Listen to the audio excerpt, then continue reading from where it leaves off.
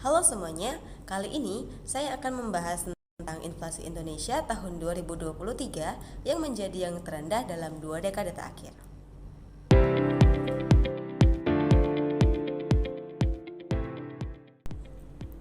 Berdasarkan studi kasus yang terdapat dalam hasil siaran pers yang dimuat dalam website Kementerian Koordinator Bidang Perekonomian Republik Indonesia terkait inflasi Indonesia tahun 2023 ini, berikut ini adalah beberapa hal yang bisa kita bahas. Yang pertama itu, apa sih yang terjadi pada inflasi Indonesia pada akhir-akhir ini? Khususnya pada tahun 2023, inflasi berhasil ditekan hingga 2,61% year on year. Nominal ini jauh turun dari tahun 2022 yaitu sebesar 5,51%. Nah, hal ini merupakan pencapaian inflasi terendah sejak 2 dekade terakhir di luar pandemi COVID-19.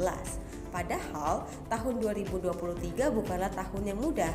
Banyak tantangan yang datang dari gangguan pangan, cuaca ekstrim, hingga dinamika global.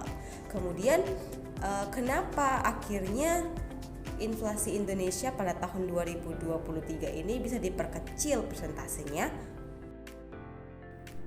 Adanya sinergi kebijakan moneter dan kebijakan fiskal yang kuat membantu Bank Indonesia dalam menjaga stabilitas nilai tukar dan ekspektasi inflasi. Sementara itu, pemerintah berfokus dalam menjaga pasokan dan keterjangkauan harga pangan. Program seperti stabilisasi pasokan dan harga pangan atau SPHP, bantuan pangan beras, dan gerakan pangan murah juga berperan besar dalam menahan laju inflasi. Perjalanan pengendalian inflasi ini berlangsung sepanjang tahun 2023. Kenaikan harga pangan mulai terasa di pertengahan tahun akibat El Nino, namun upaya pemerintah makin gencar di kuartal ketiga hingga keempat.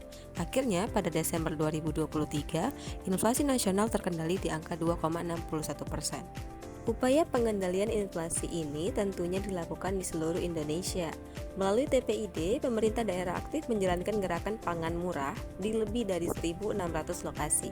Distribusi bantuan pangan dan pengawasan harga juga dilakukan hingga ke tingkat desa. Kemudian, siapa saja sih yang berperan dalam menekan inflasi ini?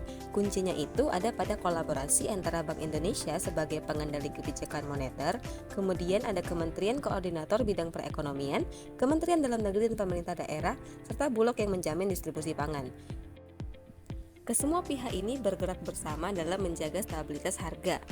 Lalu, bagaimana sebenarnya strategi pengendalian inflasi yang dilakukan oleh pemerintah dan Bank Indonesia sepanjang tahun 2023? Pengendalian inflasi tidak hanya dilakukan dari satu sisi, tapi melalui pendekatan terintegrasi antara sisi supply dan sisi permintaan. Disinilah pentingnya kolaborasi antara kebijakan fiskal dan moneter. Dari sisi supply atau pasokan, pemerintah melakukan berbagai intervensi langsung untuk memastikan ketersediaan dan keterjangkauan harga bahan pangan pokok. Adapun beberapa langkah utamanya antara lain, yang pertama penguatan cadangan pasokan beras pemerintah hingga mencapai 1,3 juta ton yang berfungsi sebagai buffer stock jika terjadi lonjakan harga. Kemudian distribusi program SPHP atau stabilisasi pasokan dan harga pangan sebanyak 1,2 juta ton beras ke pasar-pasar tradisional untuk menjaga harga tetap stabil. Selanjutnya penyaluran bantuan pangan beras kepada masyarakat miskin dan rentan yang totalnya mencapai lebih dari 850.000 ton. Bantuan ini sangat membantu daya beli masyarakat kelas menengah ke bawah. Dan yang terakhir, ada gerakan pangan murah yang digelar lebih dari 1.600 titik di seluruh Indonesia, terutama menjelang hari besar keagamaan seperti bulan Ramadan dan Idul Fitri untuk menekan harga dan inflasi musiman. Sementara itu, dari sisi moneter, Bank Indonesia berperan dalam menjaga stabilitas nilai tukar rupiah dan mengendalikan ekspektasi inflasi. Bank Indonesia juga mengelola kebijakan suku bunga secara hati-hati agar tidak memicu lonjakan konsumsi yang dapat mempercepat inflasi, namun tetap mendukung pertumbuhan ekonomi. Lebih jauh lagi, koordinasi dilakukan secara aktif lewat high-level meeting tim pengendalian inflasi pusat dan penguatan kapasitas TPID di daerah, sehingga setiap daerah bisa menjalankan strategi pengendalian inflasi sesuai karakteristik wilayahnya masing-masing. Strategi ini bukan hanya bersifat reaktif terhadap gejolak harga, tapi juga preventif dan antisipatif dengan pemantauan harga harian dan kebijakan respon cepat jika ada gangguan pasokan atau kenaikan harga secara tiba-tiba. Kesimpulannya, pencapaian inflasi Indonesia yang terkendali di angka 2,61% pada tahun 2023 bukanlah secara kebetulan, melainkan hasil dari kolaborasi antara pemerintah pusat, daerah, dan Bank Indonesia. Melalui sinergi kebijakan, penguatan pasokan pangan, bantuan sosial, serta pengendalian ekspektasi inflasi, Indonesia mampu menjaga stabilitas harga meskipun dihadang tantangan seperti El Nino dan gejolak global.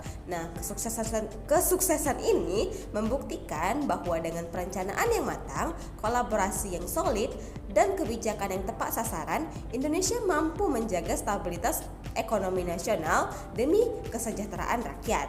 Tantangan tentu akan datang, tapi tahun 2023 ini memberikan kita pembelajaran berharga bahwa inflasi itu bisa dikendalikan asal ditangani secara bersama-sama. Baiklah, sekian pembahasan inflasi tahun 2023 dari saya. Terima kasih dan sampai jumpa.